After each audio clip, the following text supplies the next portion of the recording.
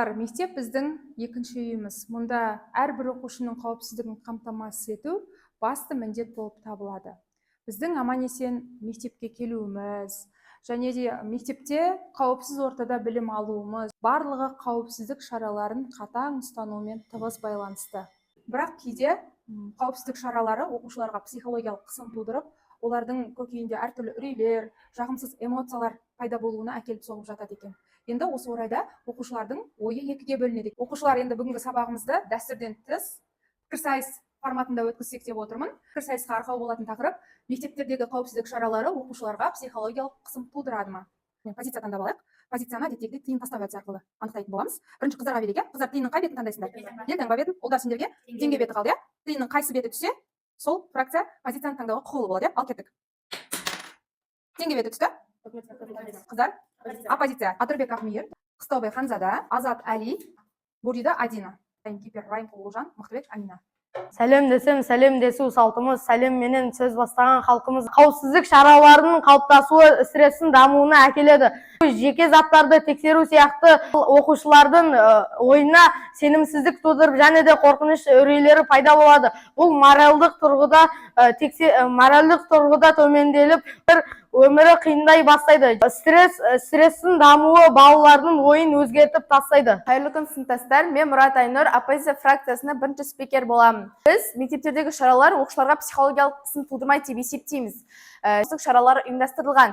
Ал кейбір мектептерде болмаса, ол мектептерді біз бос мектептер деп атауымызға болады. Біздің аргументтерге тоқталсақ, біздің бірінші аргумент қауіпсіздік шаралары оқушылардың қорқынышын азайтады. Екінші аргументіміз қауіпсіздік шаралары оқушыларды жауапкершілікке үйретеді. Үшінші аргументіміз қауіпсіздік шараларының қажеттілігі. Біз қауіпсіздік шараларының оқушылардың қорқынышын азайтады. Яғни, олардың ішінде ішкі тыныштығын сақтап, олардың психологиясына оң әсерін береді. Қауіпсіздік шараларын біз күніге оқушыларға айтып отыратын болсақ, олар өздерінің жауапкершілікке алады. Өздерінің өмірі, өздерінің қолдарында екенін түсініп, олар өз-өздеріне жауап бере алатын болады. Қауіпсіздік шаралары көбейген сайын бізде қорқыныш көбейе береді. Қауіпсіздік шаралары көбейген сайын, яғни күзетшілер, бейнебақылау камералары көбейген сайын, олар өздерін еркін санамайды, және де олардың өздерін бақылауда санауы мүмкін, және де бір кеңістігін шектейді. Бұл қысқа мерзімді психологиялық әсерлерге әкелуі мүмкін. Бірінші аргументін нақты айтып кетулеріңізді сұраймын.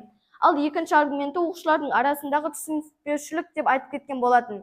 Негізінде қауіпсіздік шаралары оқушыларға арнап орнатылған ережелер болып табылады.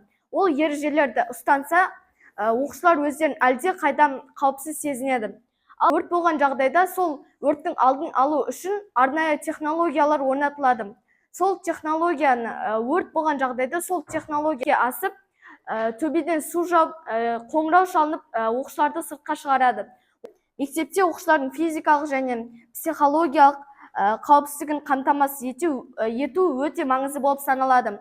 Бұл мектептердегі зорлық, зомбылықтан, кибербуллингтен және де басқа да қауіптерден қорғайды. Статистикаға сүйенетін болсақ, мектептерде қауіпсіздік шаралары жақсы ұйымдастырылған кезде оқушылардың 70%-ға жуығы өзін сенімді және қауіпсіз сезінеді. Көптеген балалар өзінің жеке жерде кемсітіліп сезінетін болады.